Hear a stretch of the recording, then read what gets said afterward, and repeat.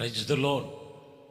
మన ప్రభు రక్షకుడైన యేసుక్రీస్తు నామములో మీ అందరికీ ప్రేమపూర్వకమైన వందనాలు తెలియజేస్తున్నాం. పరిశుద్ధమైన దేవుని వాక్యాన్ని మనము ధ్యానించుకుందాం.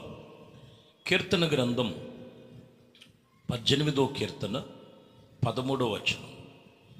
యెహోవా ఆకాశమందు గర్జన చేసిన సర్వోన్నతుడు తన ఉరుము ధ్వని పుట్టించిన వడిగలిగినటువంటి మండుచున్నటువంటి నిప్పును రగులు చేసెను.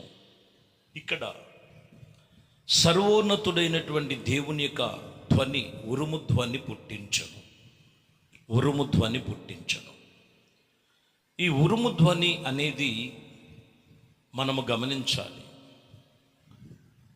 దేవుని సన్నిధిలో భూమి మీద కొన్ని వ్యతిరేకతలను, కొన్ని పరిస్థితులను దేవుని పిల్లల మీద, దేవుని సన్నిధిలో జరుగుచున్నటువంటి కొన్ని పరిస్థితులలో ఆయన ఉరుముధ్వని పుట్టించినట్లుగా నిర్గమకాండములో కూడా 20వ అధ్యాయం 18వ వచనంలో వీరందరూ కూడా కానాను వేత్తల్లో అరణ్యములో ఉండగా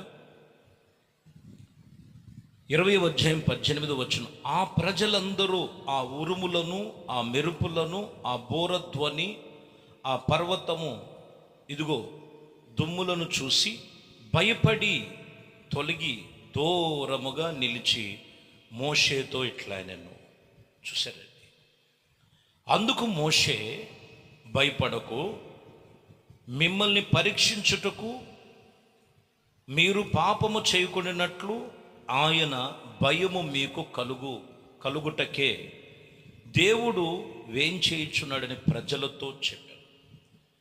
ఈ ధ్వని ఎందుకు కలుగుతుందంటే, పాపం చేసి దేవునికి విరోధముగా కొన్ని పరిస్థితులు చేస్తున్న ప్రజలకి ఒక హెచ్చరిక చేస్తున్నాడు. ఈరోజు మనం చూస్తే కొన్ని పెను ప్రమాదాలు, ఒక ఉరుము ధ్వని వంటి భయంకరమైనటువంటి పరిస్థితులు అక్కడ చవి చూస్తానికి గల కారణం ఏంటంటే, అక్కడ అంటాడు, మిమ్మల్ని పరీక్షించుటకును మీరు పాపము చేయకున్నట్లు ఆయన భయము మీకు కలుగుటకు దేవుడు వేంచేయుచున్నాడని ప్రజలతో చెప్పాడు. కొంతమందిని చూస్తున్నాం మనం లోకములో కొన్ని జరుగుతున్నటువంటి పరిస్థితులను బట్టి, అయినా కానీ భయము, దేవుడు భయం లేదు.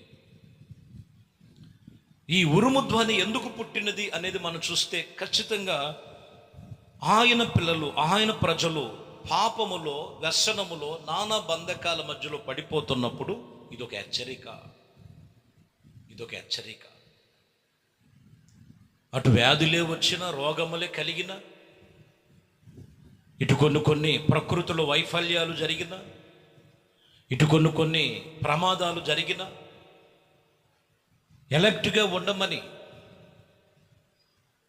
పాపము చేసేవాడు పాపములోనే ఉన్నాడు, వ్యసనపరుడు వ్యసనగానే ఉన్నాడని దేవుని భయము పుట్టించేటువంటి ధ్వని దేవుడు వాక్యం చెప్తున్న మాట ఇది. మనిషిని పాడు చేయటానికి కాదు, మనిషి పాపములో నుంచి విడిపించటానికి ప్రభు ఈ లోకానికి వచ్చాడు. అదే ఈరోజు మనతో చెప్తున్న మాట.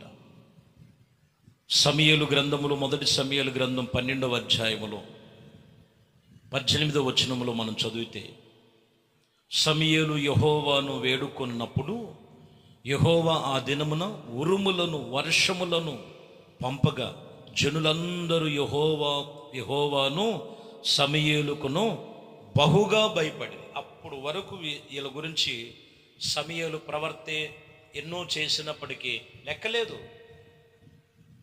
దేవుడు వాళ్ళ పట్ల ఎన్నో చేశారు, లెక్కలేని తనముగా ఉన్నప్పుడు, ఎప్పుడైతే వారి మధ్యలో ఒక ఉరుము వలె అక్కడ వర్షమును, అక్కడ నానా విధమైనటువంటి కొన్ని పరిస్థితులు అక్కడ కనపడినప్పుడు, ఆ సమయములో సమూయేలుకును, మరి దేవుడైన యెహోవాకు సమూయేలుకు బహుగా భయపడింది. దేవుడు భయము కలిగి జీవించాలి. ఉరుము ధ్వని అంటేదే హెచ్చరికలు, ఎలక్ట్ అయిపోమని. ఎలక్ట్ అయిపోండి, జాగ్రత్త. ప్రభు సూచిస్తున్నాడు, జాగ్రత్తలు సూచిస్తున్నాడు. లెక్కలేని తనముగా ఉండటానికి కాదు, నాకు పట్టనట్లుగా ఉండటం కాదు.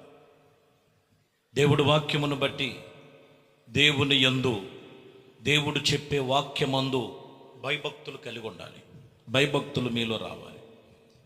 యెషయా గ్రంథం 57వ అధ్యాయము 19వ వచనం, వారిలో కృతజ్ఞతా బుద్ధి పుట్టించను, దూరస్తులకును సమీపస్తులకును సమాధానము సమాధానము అని చెప్పిన నేను వారిని స్వస్థపరిచెదను, యెహోవా సెలవిచ్చుచున్నాడు. వారిలో కృతజ్ఞతా బుద్ధి, ఒకటి భయము పుట్టించాడు, రెండోది కృతజ్ఞతా బుద్ధి. ఎప్పటికప్పుడు నాకేం చేశాడు అనేది కాదు, ఎప్పటికప్పుడు నాకు ఎన్నో చేశాడు. దినమెల్లా కూడా నిన్ను ఆయన కాపాడుతున్నాడు, నిన్ను, నీ కుటుంబాన్ని. నీవు కృతజ్ఞతా బుద్ధి కలిగి ఉండాలి. ఆయన యందు మనము కృతజ్ఞులమై దేవుని భయభక్తులతో మనం ఉండాలి. వాక్యం చెప్తున్న మాట. అప్పుడు నేను వారిని సమాధానం అని చెబుతూ వారిని నేను స్వస్థపరుస్తానని చెప్తున్నాడు ఆయన. వారిని స్వస్థపరిచెదను, యెహోవా సెలవిస్తున్నాడు. కృతజ్ఞత కావాలి, కృతజ్ఞత లేకోకుండా లూకాసు వార్తలో యేసుప్రభు వారు చెప్తున్నారు, 12వ అధ్యాయం 19వ వచనంలో, నా ప్రాణమా, నా ప్రాణముతో ప్రాణమా, అనేక సంవత్సరములకు విస్తారమైన ఆస్తి నాకు సమకూర్చి ఉన్నది, సుఖించుము, తినుము, తాగుము, సంతోషించుమని చెప్పుకొందు అనుకొనుచున్నావేమో. జాగ్రత్త. నా ప్రాణమునకు ప్రాణమా, తినుము, తాగుము, సుఖించుమని నువ్వు చెప్పుకుంటున్నావేమో, అనేక సంవత్సరాలకు సరిపడ ఉందనని. కృతజ్ఞత కలిగి ఉండు. ఏది నీ వెనక రాదు.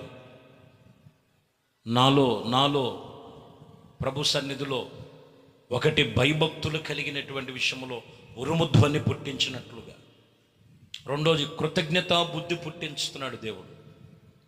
అన్నీ ఉన్నాయని నువ్వు అనుకోవద్దు, భ్రమపడద్దు. ఏది శాశ్వతమైంది కాదు. అందుకే అంటాడు 20లోకి వచ్చేలకి, లూకాసు వార్త 12:20, అయితే దేవుడు వెర్రివాడా, ఈ రాత్రి నీ ప్రాణమును ఇదిగో నడుగుచున్నాడని నీవు సిద్ధపరిచినవి ఎవని వగునో అతనితో చెప్పాను. ఎవరి అవుతాయి అంట ఇవన్నీ? ఎవరి అవుతాయో, ఇది ఎవరికి చెందుద్దో. కాబట్టి నువ్వు సిద్ధపరుచుకున్నవన్నీ ఎవరికి అవుతాయి? లోకములో ఈరోజు మనం చూస్తే, లోకములో స్థారముగా ఏదో సమకూర్చుకోవాలని మనిషి తాపత్రయం. అన్నిటికన్నా ముఖ్యంగా దేవునికి కృతజ్ఞత బుద్ధి కలిగి, ప్రభుకు లోబడి, ప్రభునందు భయభక్తులతో మనము ప్రభు సన్నిధిలో జాగ్రత్తలుగా ఉండాలండి. జాగ్రత్తగా మనము దేవుని ఆత్మీయ జీవితాన్ని కొనసాగించాలి. దానియేలు కాలములలో కూడా 5వ అధ్యాయంలో మరి 23వ వచనం ఉంటుంది. అక్కడ అంటున్నారు, ఎట్లా అనగా, నీవును, నీ అధిపతులు, నీ రాణులు, నీ ఉపపత్తులు దేవుని ఆలయ సంబంధమైన ఉపకరణములలో ద్రాక్షారసం పోసి త్రాగవలనని వాటిని తెచ్చిచివి. కొన్ని వాటితో త్రాగుచు చూచుచున్నానని వినుచున్నాను, గ్రహింపడని చేతకాని వెండి బంగారములను, ఇత్తడి, ఇనుము, కర్రలను అనే వాటితో చేయబడిన దేవతలను స్తుతించిన రీతిగానా నీ ప్రాణము నీ సకల మార్గములో ఏ దేవుని వశములో ఉన్నవో ఆయనను నువ్వు ఘనపరచలేదు. ఈ మనిషి ఏం చేస్తున్నాడో తెలీదు. ఈ రాజు దేవుడు మందిరములో ఉన్నటువంటి ఉపకరణములో ఉన్న పాత్రను తీసుకొచ్చి ఆయనతో పాటు ఉన్న రాణులు, ఉపపత్తులు, అధిపతులు, సేనాధిపతులు వీళ్ళందరినీ కొన్ని ఆ పాత్రలో మరి ఇంకేమీ దొరకలేదు, దేవుడు మందిరంలోయే దొరికింది. పాడు చేస్తున్నారు. కానీ అక్కడ దానియేలు చెప్తున్నారు, ఇదిగో ఇది కర్రతో రాయితో, ఇదిగో లేకపోతే ఇంకేదో మనుషులతో సృష్టించుకున్నవి కాదు. అక్కడ అంటాడు, ఇదిగో ఏ దేవుడు నీ ప్రాణము సకల మార్గములు ఏ దేవుని వశములో ఉన్నవో ఆయనను గనపరచలేదు. లెక్క చూసే సమయం వచ్చేసింది. జాగ్రత్త, లెక్క చూసే సమయం వచ్చింది. కాబట్టి ప్రియమైన దేవుని బిడ్డలారా, మొదటిగా ఉరిమి ధ్వని పుట్టిస్తున్నాడు. ఆయనకి మనము భయభక్తులు కలిగి ఉండాలి. లోకములో జరుగుతున్నటువంటి కొన్ని సంఘటనలు. రెండవదిగా మనకి కృతజ్ఞతా బుద్ధి పుట్టిస్తున్నాడు. ఆయనకి మనం కృతజ్ఞులమై ఉండాలి. మూడవది, నీ సర్వశరీరము ఆయన ఆలయమై ఉన్నది. నీ హృదయము దేవుని ఆలయముగా మార్చు, పాడు చేయదు. నీ హృదయం అనే పాత్రను పాడు చేయక దేవుని భయభక్తులతో ఉండు. దేవుడు మరలా నీకు నూతన ధనం, నూతన కార్యాలు మరలా నీకు పుట్టించును. దేవుడు అట్టి కృపలో నిన్ను నీ కుటుంబాన్ని స్థిరపరిచి నడిపించునుగాక. ఆమేన్. ప్రార్థన చేద్దాం. మహాపరిశుద్ధుడా, ప్రేమ కలిగిన తండ్రి, దయగలిగిన మా ప్రభువా, మీ శ్రేష్టమైన పరిశుద్ధ నామమును బట్టి మీకు స్తోత్రాలు చెల్లిస్తున్నాం. ఈ ఉదయకాలమునైనా మీ వాక్యము వింటున్నటువంటి మీ బిడ్డలను దీవించి ఆశీర్వదించి, ఇదిగోనైనా నా ప్రభా, తిరిగి మరలా మీ యందు భయభక్తులు పుట్టించండి, కృతజ్ఞతలు పుట్టించండి. ఇదిగోనైనా తమ మనస్సును, ప్రాణ, ఆత్మ, శరీరములో మీకు లోబడేటువంటి తత్వాన్ని పుట్టించి, ఆత్మ సంబంధమైన ప్రతి కార్యములు మీ కృపలో జరిగించి పరిశుద్ధపరచమని యేసయ్య మీకు స్తోత్రాలు చెల్లిస్తూ, మహిమ, ఘనత, ప్రభావాలు మీకే పొందుకోమని నజరేయుడైన యేసుక్రీస్తు నామములో ప్రార్థించి వేడుకొనుచున్నాము తండ్రి. ఆమేన్.